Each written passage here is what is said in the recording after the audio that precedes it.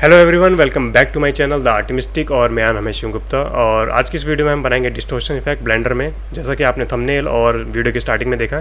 तो आइए शुरू करते हैं। तो सबसे पहले ये डिफ़ॉल्ट सील आपको मिलेगा, इसको हम डिलीट कर लेंगे और एक प्लेन और एक एम्प्टी क्रिएट कर लेंगे। इस प्लेन को हम 90 डिग्री रोटेट कर लेते हैं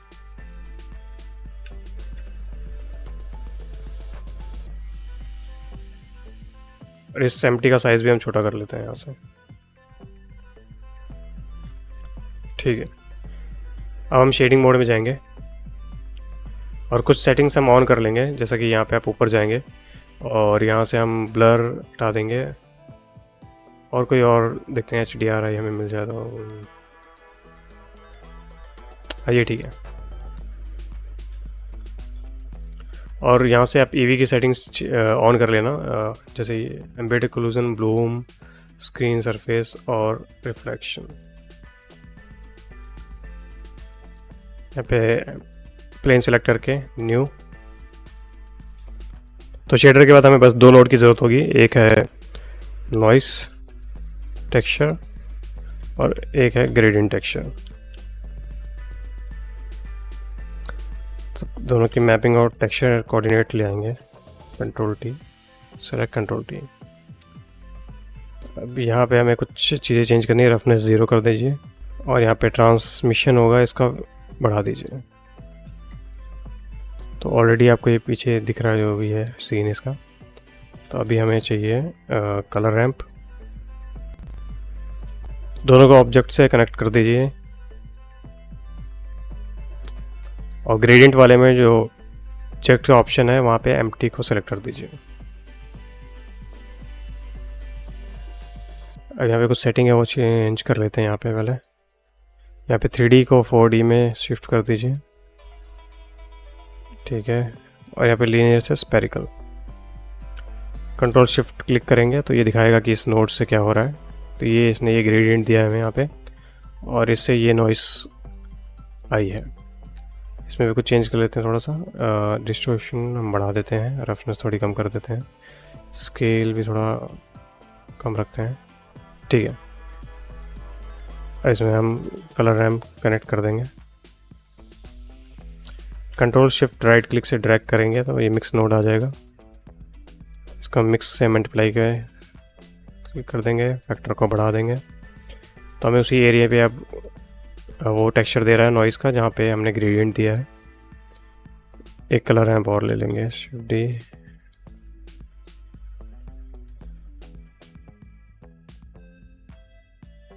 अब यहाँ का आउटपुट जाएगा इसके IOR पे। ये इंटरनल रिफ्लेक्टेड इंडेक्स होता है, जैसे कि आपको दिख रहा है कि ये थोड़ा अजीब दिख रहा है। तो यहाँ पे ब्लैक वाली वैल्यू हम अपोजिट कर देते हैं क्योंकि हमें सेंटर में चाहिए और जो साइड की एजेस हैं वो जितना हो सके बाहर वाले से मैच करे, इसलिए। तो अगर हम इसको वाइट कर देते हैं तो ये बिल्कुल फ्लैट हो जाता है। तो हमें फ्लैट चाहिए पर कॉर्नर्स पे चाहिए, जो हमारा इफेक्ट है वो हमें सेंटर में चाहिए। तो हम ब्लैक को इस तरफ रखेंगे तो सेंटर में दिखाएगा। और अभी ये कुछ ज़्यादा ही शो कर रहा है। इसको कम करने के लिए हमें बस ब्लैक की जो रेंज है उसको वाइट तक ले जाना है। जैसे बहुत हल्का इफेक्ट है, मैं इसको बढ़ा देता हूँ ताकि आपको दिखाने के लिए। आप अपने हिसाब से कम ज़्यादा कर सकते हैं यहाँ से। देखिए यहाँ पे अब एक्सप्रेशन डालेंगे दो जगह पे। एक तो वाई डायरेक्शन में कि अगर फायर है तो इसका जो डायरेक्शन है ये ऊपर की तरफ जाना चाहिए, और दूसरा इसके इस W में एक्स एक्सिस में कि ये चेंज भी होता रहेगा आपस में। अगर ये रुका हुआ ऊपर ऊपर जाएगा, ऐसा लगेगा कोई पैटर्न है जो सीधा ऊपर जा रहा है, पर ये हल्का फुल्का चेंज भी होता रहेगा आपस में ही। तो दोनों में एक्सप्रेशन डलेगा। तो एक्सप्रेशन है #frame FRAME into 2 divide by 200। ये अभी नीचे जा रहा है, इसको हम माइनस लगा लेंगे आगे। ठीक है, अब ये बहुत स्लो है तो यहाँ पे हम 100 कर लेते हैं। इतना ठीक है आई थिंक।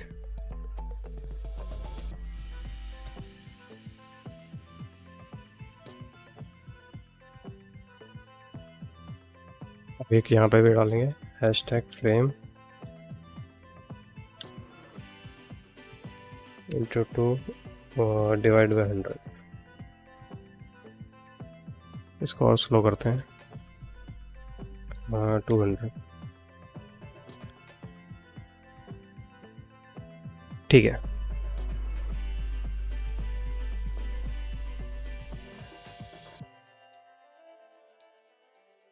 जैसे यहाँ पे कुछ ज़्यादा दिखा रहा है तो बस आपको यहाँ पे वैल्यू इसको वाइट की तरफ और ले जाना है, जितना आपको चाहिए उस हिसाब से। इसमें एक चीज़ दिक्कत है कि अगर आप सामने से देख रहे हैं तो ये इफेक्ट सही दिख रहा है, पर अगर आप किसी एंगल से देखेंगे तो ये कुछ इस तरीके से हो जाता है।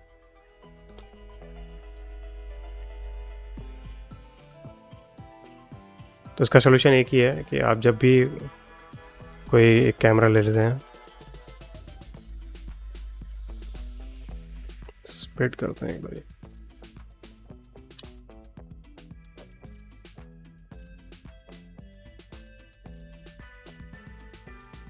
जैसे कैमरा ले लिया हमने, वैसे यहाँ कैपेसिटी बढ़ानी है, ब्लर हटा दो।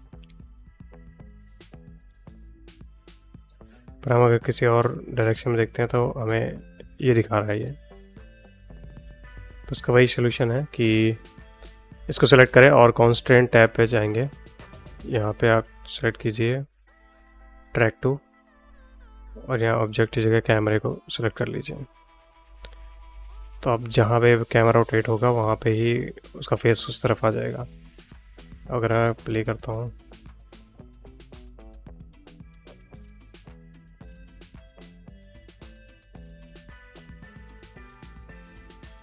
एक इफेक्ट और है, इसी को हम डुप्लीकेट ले लेते हैं दोनों को, शिफ्ट डी।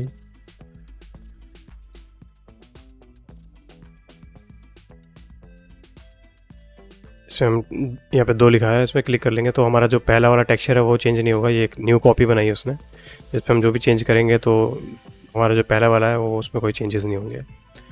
अब इसमें हमें ये नॉइस का हटा देते हैं और हम यहाँ लेते हैं वेव टेक्सचर, कनेक्ट,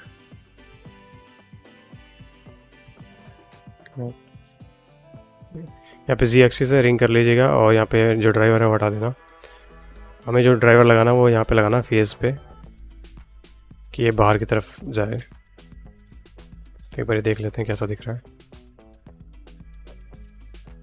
ओके, अभी हमें यहाँ पे एम्प्टी दिखाना पड़ेगा इसको।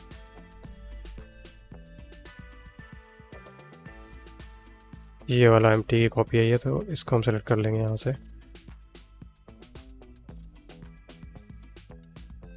और जो भी आप चीज़ें करने वाले हैं वो चेंज कर लेते हैं, जिसे बिल्कुल एंड तक नहीं चाहिए, और थोड़ा साइज़ इंक्रीज़ करते हैं।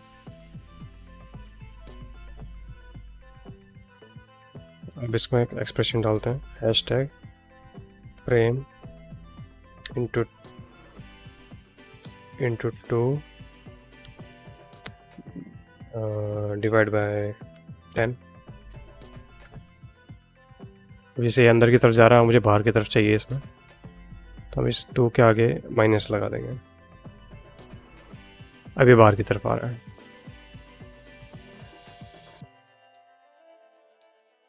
तो ये वाला इफेक्ट आप इसमें यूज़ कर सकते हैं, जैसे भी आप कोई भी साउंड वेव दिखाना चाहते हैं, स्पीकर की हो गई या फिर कोई सुपर पावर में साउंड वेव हो गई, उस तरीके की।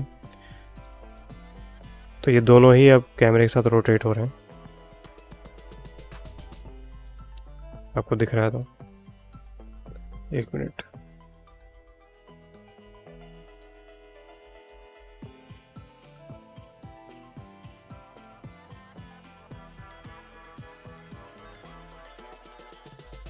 तो जैसे कि मैं आप प्लेन के साथ इसको कर रहा हूँ, तो पहले एम्प्टी सेलेक्ट करेंगे, फिर प्लेन सेलेक्ट करेंगे शिफ्ट दबा के, और कंट्रोल पी ऑब्जेक्ट। इसी तरीके से इसमें पहले एम्प्टी फिर प्लेन, कंट्रोल पी ऑब्जेक्ट। अब मैं प्लेन कहीं भी ले जाऊंगा तो एम्प्टी उसके साथ रहेगा और इफेक्ट उसी के साथ चलेगा, जैसे मुझे पोजीशन करने में काफ़ी इजी रहेगा।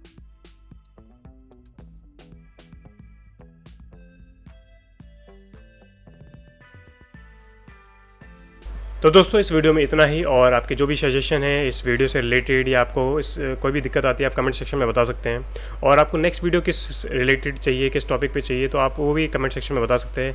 मैं पूरी कोशिश करूँगा उस वीडियो को बनाने के लिए। और thank you so much for watching this.